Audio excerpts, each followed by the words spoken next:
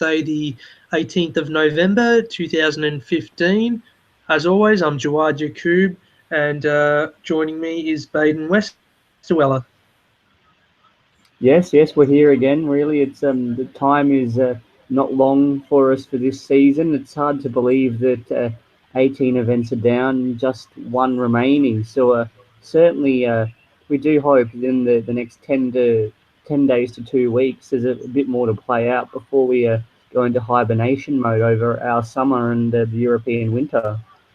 Yes, plenty still to knock off for the remainder of the season. Not to mention the Abu Dhabi Grand Prix next weekend, and of course a lot of engine supply and all that to be sorted as well. But for this week, we're going to be wrapping up for you the Brazilian Grand Prix, which was has to be said probably one of the most boring Brazilian Grand Prix that we've seen for a while, and it's not our words, it's the words of some of the drivers, in fact. We'll also be taking a look at Nico Rosberg's current run of form and whether he's found something extra over his teammate, or what conspirators are saying could be Hamilton has gone off a little bit. And we'll also be looking at what a couple of BBC pundits had to say about a certain young talent on the grid this season so far. But Brazilian Grand Prix, as we said before, a bit of a boring race, but nevertheless, it was another commanding win for Nico Rosberg from the pole position. His fifth consecutive pole it was, and second consecutive win too, and also back-to-back victories for Rosberg at the Interlagos circuit.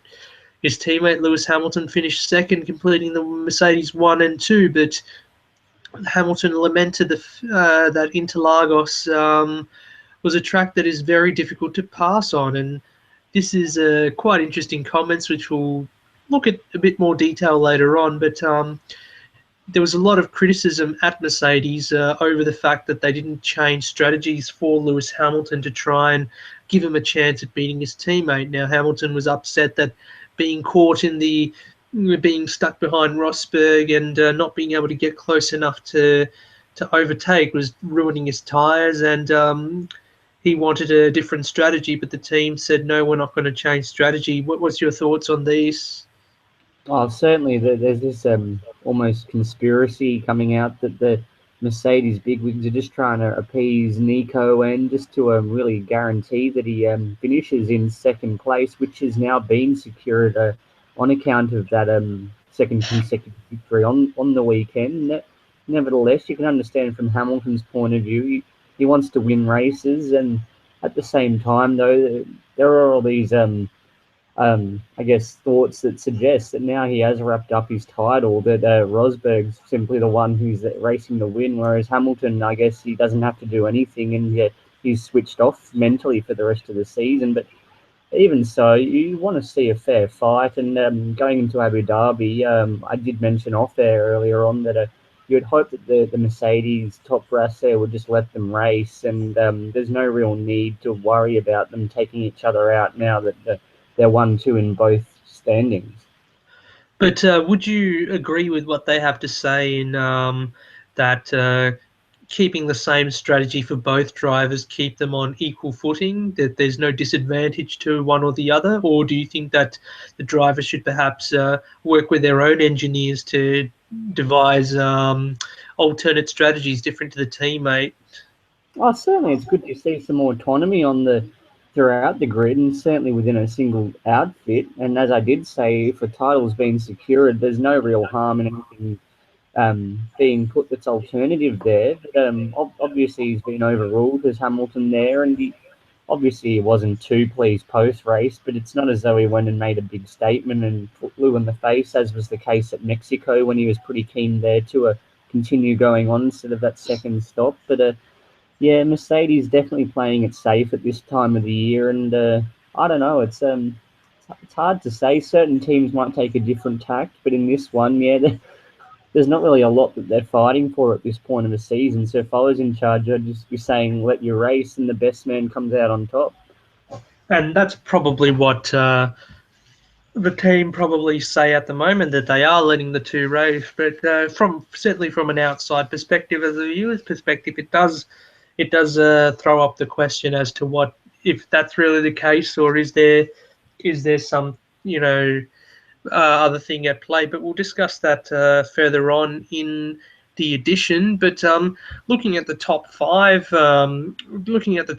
results again, there wasn't much movement between the top five drivers, except for Valtteri Bottas, who was set to start fifth, but ended up getting that 3-place grid penalty for the overtake under the red flags, and he started seventh, but on the first lap he was able to slot into P5, and from there was no movement. We had Sebastian Vettel completing the familiar podium in third, and Kimi Raikkonen staying out of trouble to finish fourth after the last few races he's had that have not gone his way.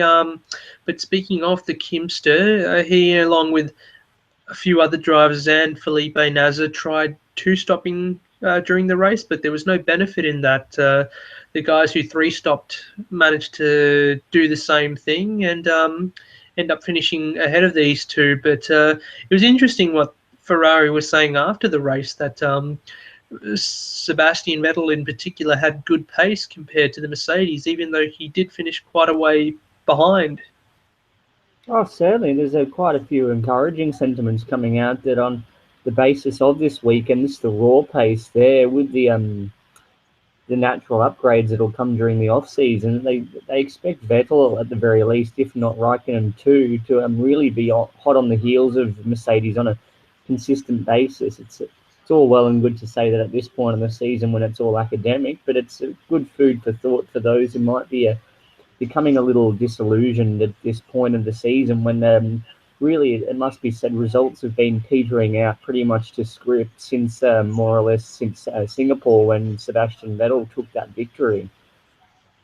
Very much so. And looking down the order now, Nico Hülkenberg behind Valtteri Bottas finished a lonely sixth, but it was a pretty important result because that secured Force India their first ever top five finish in the Constructors' Championship, and a good result for Hülkenberg too, who in the last few races has been outshone by his Mexican teammate Sergio Perez, who on this occasion finished outside the points. But behind Hülkenberg, we had Danny Kvyat finishing seventh for Red Bull Racing, and out driving his teammate once again. His teammate Daniel Ricciardo, unfortunately, didn't get the maximum out of that upgraded Renault engine, which they used 11 or 12 tokens they used to upgrade, and there was nothing to glean really from it. And in the end, he started 10 places behind due to the penalty, but to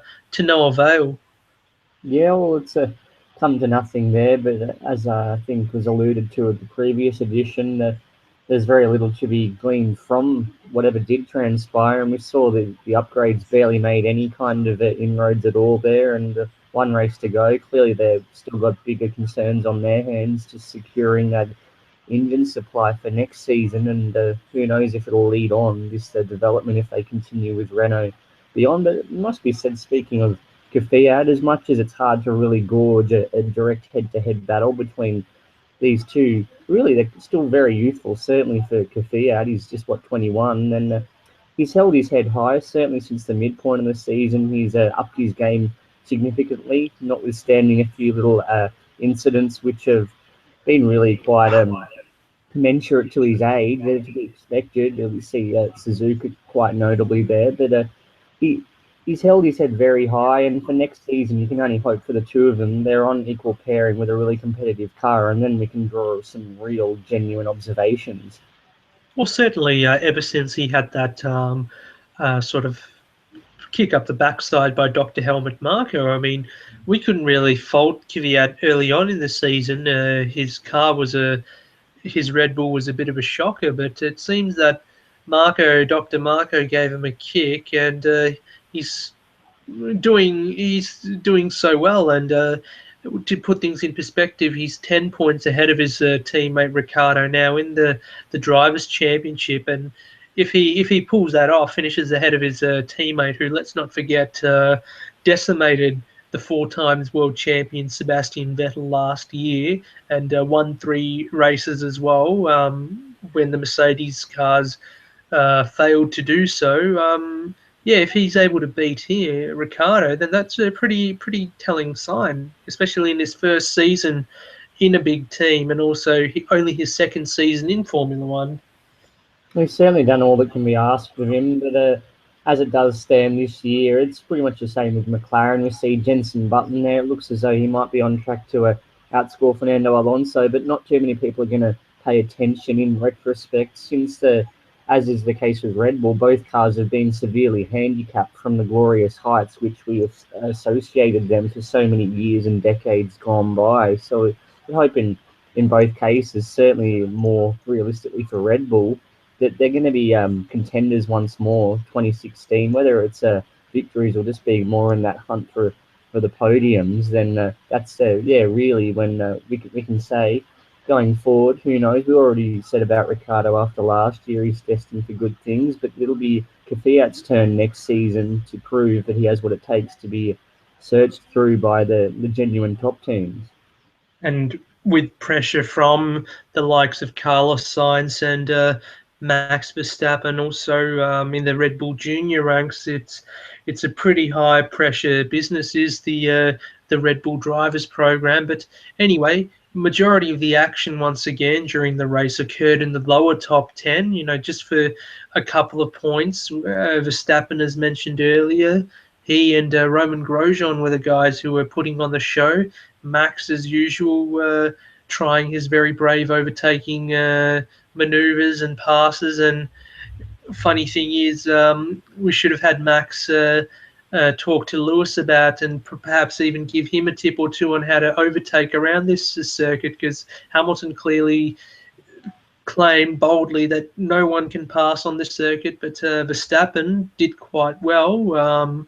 For where he finished, only ninth, started in ninth, but he had a lot of passing to do here and there. Well, certainly in years gone by, it doesn't seem to have been an issue for cars to overtake. Often it can lead to carnage, but it's not a Monaco, that's for sure. There's plenty of opportunities, not least in that first sector, where as long as you've got a bit of grunt, then yeah, you can pull it off. So for Lewis, I don't know what's going on there, whether he's just being quite conservative now, he's accomplished all of those objectives, but certainly from Max's perspective, he continues that refreshing philosophy which everyone's really been touting for the majority of this season, and he's holding good to his word there, and with a continuation of this, and really we've already heard the whispers, he's going to be in line for a big drive, whether it's Ferrari or Mercedes perhaps in the next year or two, then he's going to be around for a while, and he's going to be doing a lot of good things, and certainly he's grown and matured this season when it comes to in the context of what Grosjean, I guess, from what we saw at Monaco, that little blemish that he did have on his record. So he's come a long way in the space of not even 12 months. Yeah, and we'll be talking about Verstappen in quite a bit of detail as well in the latter part of this edition. But going back to what we were saying about Hamilton before, and I just thought of this just then, but don't you recall whether it was, I think, Malaysia or China, when Rosberg was complaining about being unable to pass Hamilton due to the aero restrictions or whatever, or his tyres being destroyed, being in his dirty air. And correct me if I'm wrong, Baden, but wasn't everyone calling Rosberg a whinger or calling him out for saying these sort of things? And now that Hamilton is saying, he's pretty much saying the exact same thing as Rosberg did all the way at the start of the season. So what kind of logic do we apply to this situation? Rosberg never said that. Lewis never said anything like that. Oh, but with the British press, of course, we're dealing with it on the Sky Sports feed at least, so clearly anything which you might remark cannot be construed anything along the lines which we might have heard coming from the mouth of Nico Rosberg at China. It's so innocent, and clearly he can't do any wrong. He's the British hero, so we should just forget about it, sweep it under the carpet, and move on. but it shouldn't really. I mean, come on, that shouldn't skew the.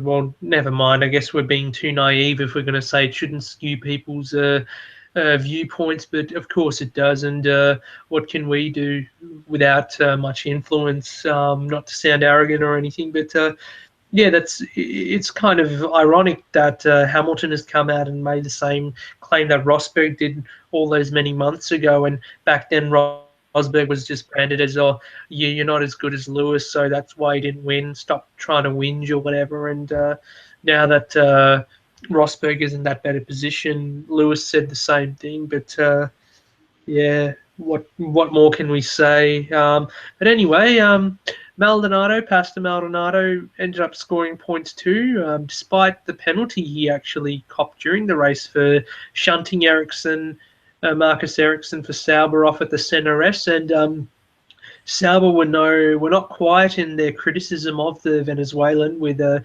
team principal Manisha Kaltenborn saying that he is very annoying, quote, is Pastor. And to be honest, this isn't the first time that Pastor's had run-ins with Sauber cars. If we look back to last year at, I think it was the Bahrain Grand Prix, where he sent one Esteban Gutierrez flying through the air.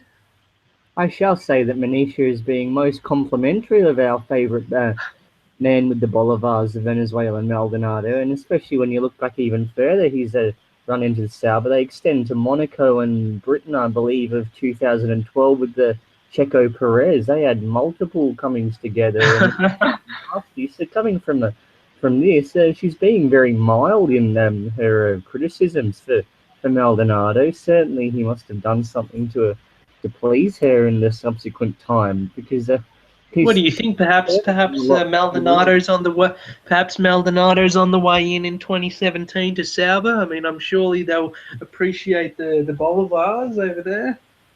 Yeah, well, as we have been discussing really off air, and I'm certainly quite a big believer in this concept that a certain Spaniard could be on his way back to Enstone in 2017, and you'd imagine he would want someone who's going to truly support him, and that means that Pastor Maldonado is probably not going to have any place there beyond next season, which is really that interlude period as Renault comes back into the fold. So he'll be on the lookout to take his big bag of Bolivars somewhere else, and he's already been at Williams. There's talk about Force India, but who knows what state they'll be in. So perhaps Sauber, they'll be the ones wanting to suddenly forget about all these previous indiscretions come this time in 12 months when contracts are up for discussion.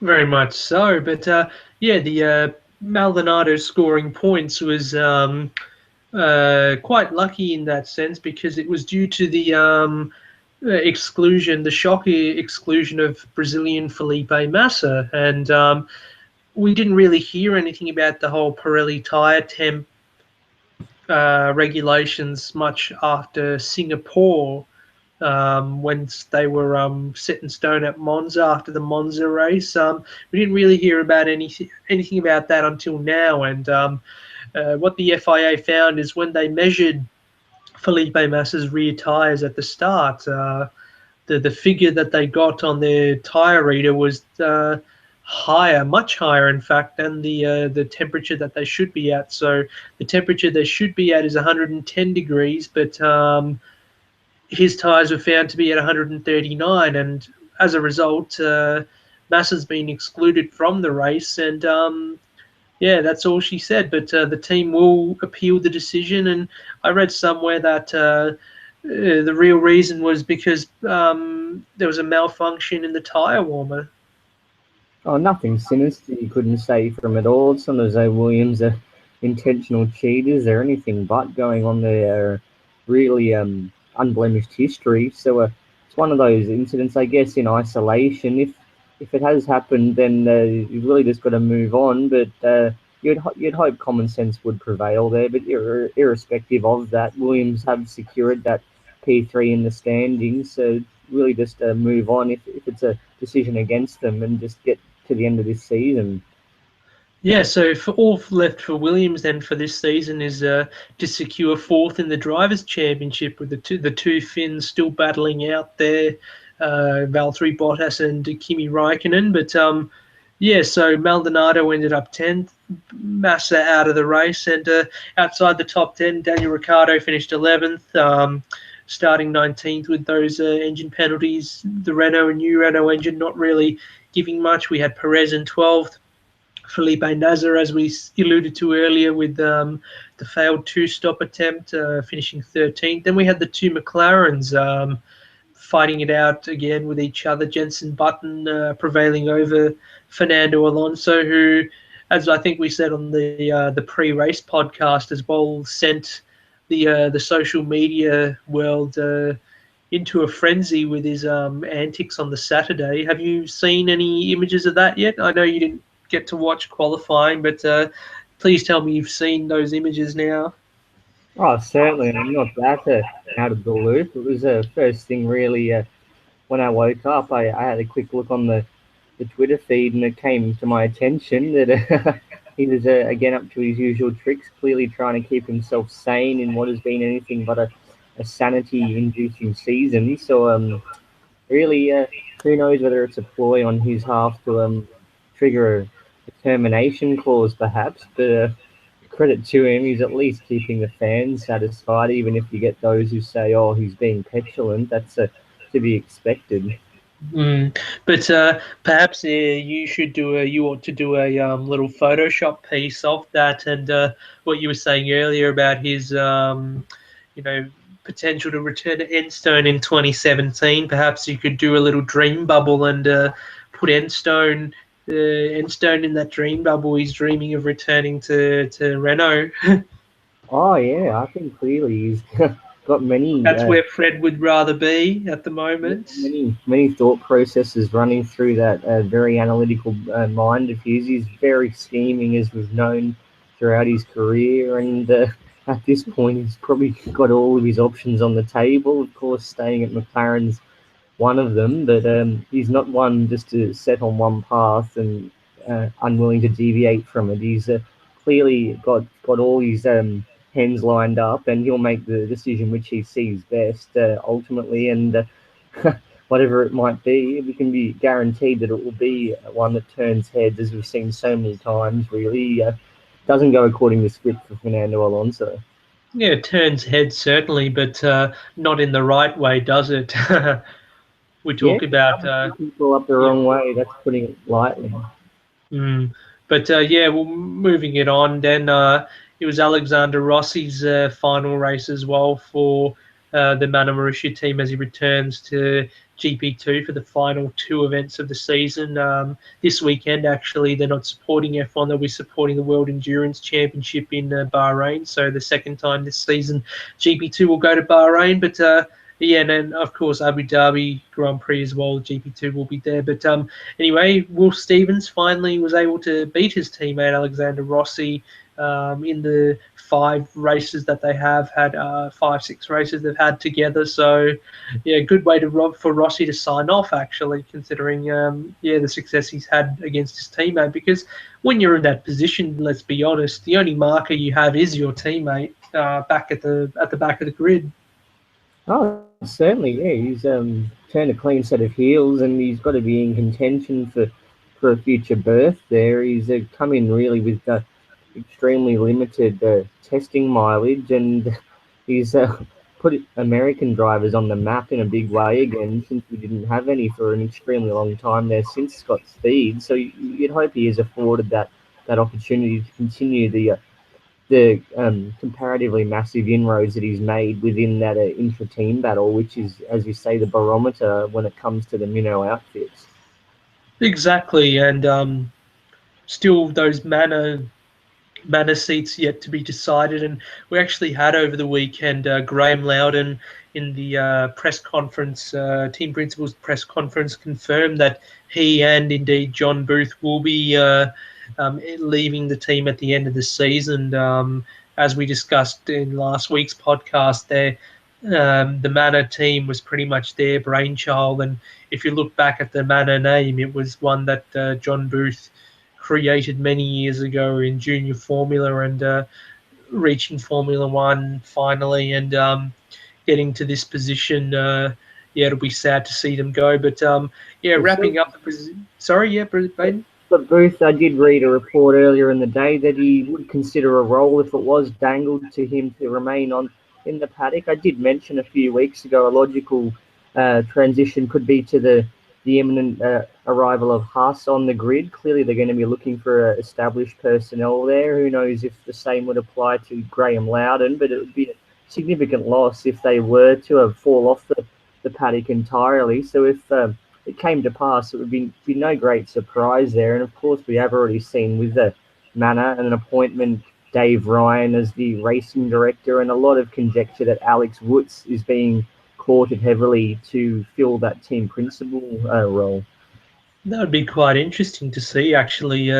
Good old Vertzi come into the team principal role after his successful, motorsport career as well, and now also being at the head of the Grand Prix Drivers Association as well. So he's still going to have some involvement in F1, but turning into a team principal, that'll be interesting to see. But wrap it up then. Rosberg ended up clinching second in standings, but in terms of other drivers, we've still got plenty to play out at the final race. We said that the battle of the Finns between Raikkonen and Bottas is still one to watch out.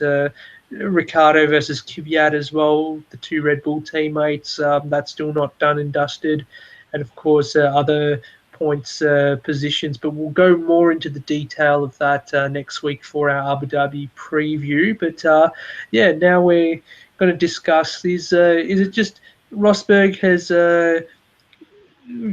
stepped up more, or is it just is it Hamilton? Is he off form? Rosberg on or Hamilton off? And the German certainly says it's hard work that's credited for his recent revival in form. The team certainly agree with that perspective too, saying that Hamilton is still fighting as always at his usual level, but right now the German is better. So we've heard many things over the past few weeks, certainly after Mexico, in regards to this, and some people have actually gone and accused the team of tanking to secure that P2 for Rosberg in the championship. As much as we want to hope it's not that tanking is not the case, what would the likeliness of something as dubious as that be in play? It would be extremely naive to assume anything otherwise. If we're going to be honest here, it's in the best interest for any company, especially on this stage as Formula One is, the way that it is marketed as the primary tool for the publicity to potential customers there. They want to be associated with being the very best. That doesn't just mean first, it means first and second when applicable, and that has now been secured. So clearly it took two races there with Nico Rosberg enjoying the laurels for that to be realised, and now it has. But this aside, it would be natural from the individual camp perspective that the incentive on each part will have been altered since the events of the US Grand Prix when Hamilton secured that second consecutive title. Instead, overall, as we've now learned, Hamilton's career objective, he wanted to win 3 titles, so now he's got nothing really to gain, nothing to lose essentially, so he's just biding his time and making sure he stays out of trouble, you could say, until next season when the standings reset again. And as for Rosberg, he wants to show that he's not just a defeated man who's got nothing to be gleaned from this season. He's coming home with a wet sail there, and if we can see this Nico Rosberg next season when it really does count, then we can be guaranteed of a cracker, of course, combined with this imminent threat from Ferrari, which has been coming for a long time, but a genuine revival intra-team from Nico Rosberg. It's an interesting one because he's been just a missing man so many times this season when it did count, notwithstanding those reliability issues. So it's a bit of a bittersweet one, really.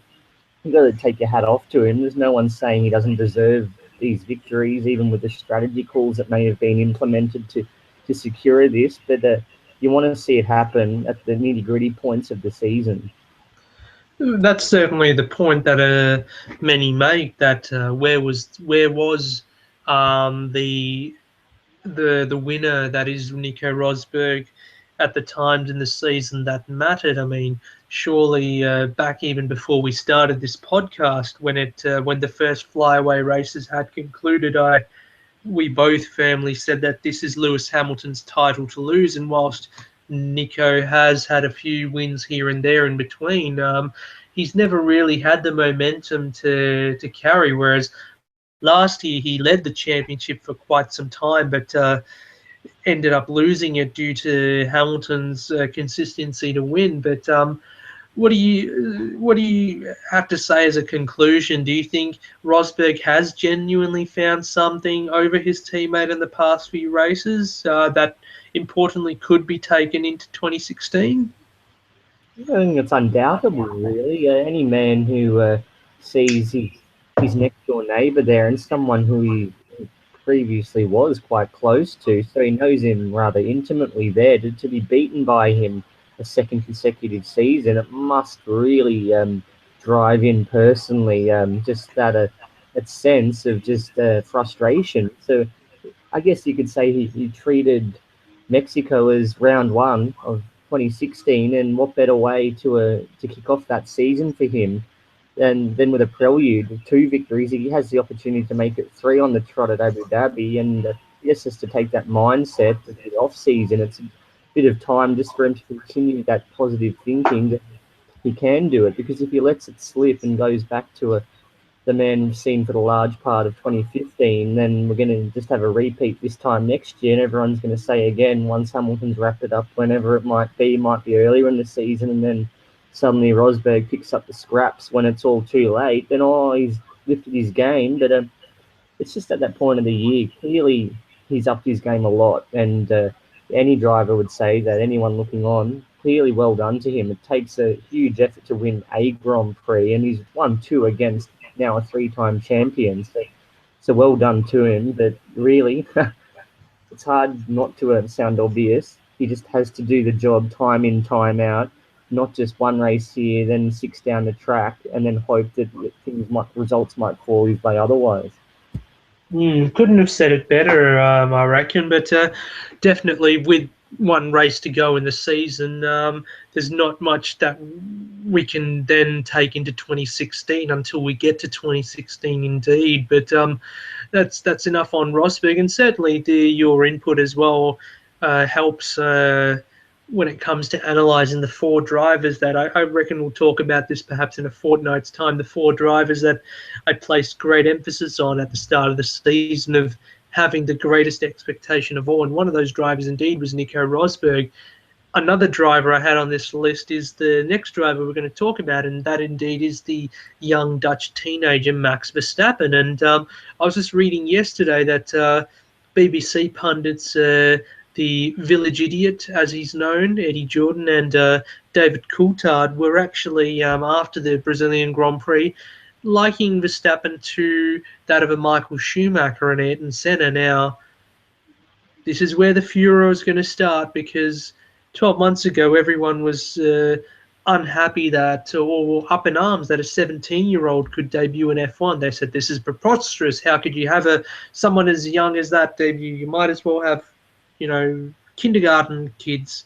But now that two well-respected media people one is an ex-team owner, one is an ex-driver at the high level, have gone and said that he has the confidence and he has the confidence and a sort of mature head as two legends of the sport have. It's something that we've got to look forward to, isn't it?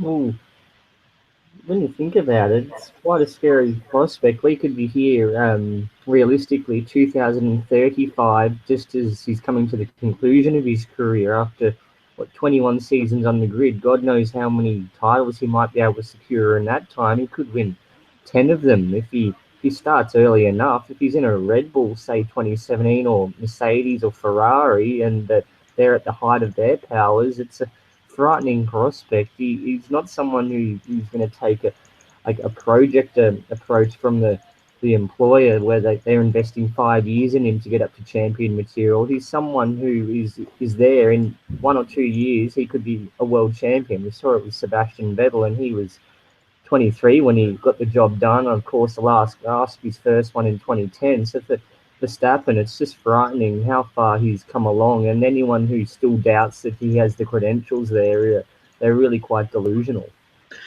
But yeah, all this came after this comparison came after what the Dutchman himself said, that an overtake over the weekend he did was inspired by a turn one overtake that involved Kimi Raikkonen and Michael Schumacher back in 2012, and he used that for his own overtaking during the race. And mind you, this kid has not. This is his debut season, but it seems like when we see him overtaking people and finding neat places to pass, that he's been racing in F1 for so long. And we've heard him say that the overtake he did in Belgium, it was on Felipe Nasr through Blanchimont, that he had practiced that in a video game. So yeah, this guy seems to have all the intricacies. He seems like a student of history, of course, by watching old races and seeing how the other drivers race and using video games too. I mean, what 17-year-old wouldn't play video games? And certainly it does seem like he could be, as you said, at that high level. But look at his stats for this season so far. He's picked up a pair of fourth placings, of course, Hungary, and then I can't recall what was the other race. Was it Austin? Yes, it was Austin. Damn it, I should write these things down. Why? Yeah, Hungary and Austin, he picked up the two fourth places, and at the last 6 events he scored points as well, with a chance to score points again in Abu Dhabi and potentially finish in the top 10 of the championship too. He's 13 points behind Nico Hülkenberg at the moment, who hasn't had the greatest run over the past few races. He scored points obviously in Brazil, but he could finish in the top 10 of the championship in his debut season at the age of 17 as well. Yeah, well, irrespective of where he does place in the final standings, that it's always going to be academic to the point where he's at. It's treated within its own little utopian world. Of course, it's always that inter-team battle, which was really the primary concern of the lesser lights. And of course, we have seen Carlos Sainz has done nothing wrong himself. It's just been overshadowed by the fact that Verstappen is so young. So we've really got 2 drivers, you could say, there who have got a lot to look forward to in coming seasons. But from not least, we're talking about Max here. The way he's going next year, if Toro Rosso continues their trajectory and they have a competitive Ferrari power unit, as seems to be the case, 2016, he could be a top 5 contender for the points and regular podiums. And who knows from there, a victory wouldn't be off the cards based on the couple of 4th placings he's had this year, being really within a few seconds of a podium as it is.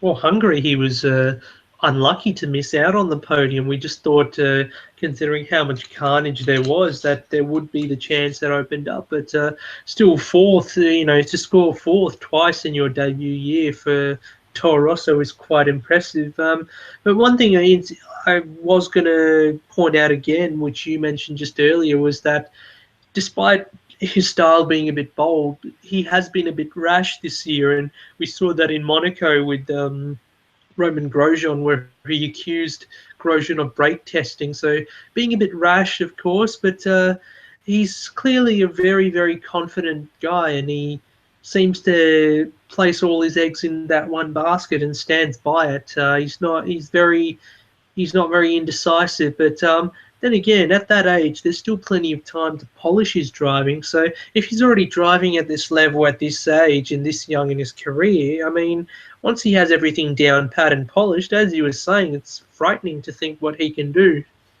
Certainly his racecraft leaves extremely little to be desired there, and it's only going to improve exponentially year on year from this rate, and commensurate to the package that he can steer. That's half the equation there. So it's completely understandable that these comparisons are being drawn with really the 2 eminent drivers of the modern era in Ayrton Senna and Michael Schumacher, the ones who will be remembered in years to come as as the ones who really pioneered just the modern driver. And this man, he just belies that age, just everything about him. He's had those little moments, as we do say with Monaco. That was a necessary part of the learning curve. All the best drivers have that moment, and it makes him a better driver and a better individual for that process. And he's only going to really come out at Melbourne next year, and he's going to be improved. Who knows how much more in percentage terms, but it's only just the beginning now, and he's already achieved so much. So the entire world is his oyster at this point. Very much so. And just before we wrap things up, there'll be no nostalgia straight this week, but we promise that next week we'll have a rather special one, and I'll certainly be looking forward to bringing you that. It's something from my side for sure, but I won't be giving anything away. But yeah, just a couple of loose discussion points that I wanted to end this week's episode on. And it seems that McLaren is set to lose another sponsor, another big sponsor that they've had quite a long time from their team this season, and that's the watch company Tag Heuer. They're set to end their 30-year partnership, and they'll be on their way to Red Bull next season. What's interesting, just considering Red Bull's precarious state, that Tag Heuer would have the faith to put their investment into a team which has been saying there's a good chance they'll be off the grid next season. It's a sure sign that Red Bull will be sticking around, and just the fact that they've lost that faith in McLaren, they're clearly not seeing any immediate signs that they're going to be associated with a winning outfit. If they're going to leave them now after one season of this reunion with Honda, then you have to wonder. Yeah, it's bleak times, and what the biggest indictment is, whether it's on McLaren or what we can make more from Red Bull. Sure, and as the season concludes, we're going to be discussing a lot more detail, analysing all this sort of stuff, where the teams are at from compared to the start to the end and what have you. But one final point before we wrap up, and it's pretty much just a good luck to Mark Webber and the number 17 Porsche crew for the WEC finale this weekend, the 6 hours of Bahrain, and they're currently sitting, the 17 crew are currently sitting 12 points ahead of the closest Audi in the championship. So could we see Mark Webber finally win a world championship in, I guess it's not F1, but the next best thing? Couldn't happen to a better guy, and we had the pleasure of meeting him, albeit briefly, earlier this year for his book signing for that extremely enjoyable autobiography of his. And really, it would just be the high point of a career. Obviously, he never quite reached that pinnacle in F1, but he still had massive success. And if you won the title, all you'd have to do really next year, take out Le Mans, and he could retire an extremely happy man. Very much so, and we did get hints during those book signings that potentially he won't decide to renew his contract at the end of next season. So perhaps winning the title this year, and if next year is set to be his last in motorsport, then it would be a very, very deserved way for an icon of Australian motorsport to sign off. I mean, it is a bit of a shame that ever since his retirement from Formula One, and to an extent even his time during Formula One, that Australian reception has been a bit underwhelming to him. Yeah, he just, for whatever reason, he's quite polarising. Probably put it down to the fact that he just tells it like it is and rubs certain people up the wrong way. But the point is, he did get quite a rough deal several times there, and as a result of that, who could blame him for losing that ultimate motivation, which we saw with Sebastian Vettel just romping to title after title, and he looked after his own interests ultimately there. He's gone to the WEC, and that move has been more than vindicated in subsequent seasons. Exactly, but yeah, good luck, and good luck to that, and hopefully we get a good race from Bahrain. And as I said before, GP2 will be supporting them this weekend as well, and before their finale in Abu Dhabi. But I guess, Baden, that pretty much wraps it up for this week. I mean, not a lot to discuss, but we managed to get through what we could. But we're looking forward very much to next week and the season finale. Yeah, as I said off the top, I think it's just amazing to consider that 2015 is imminently to close, and then we have 3 to 4 months of hibernation. So we do hope to sign off on a high and come back bigger and better in 2016. Indeed, and not just for the Formula One, but for ourselves as well in terms of this podcast. But more on that anyway next year. But from me, Jawad and Baden, thank you for joining us as always, and we'll see you guys next week. Ciao.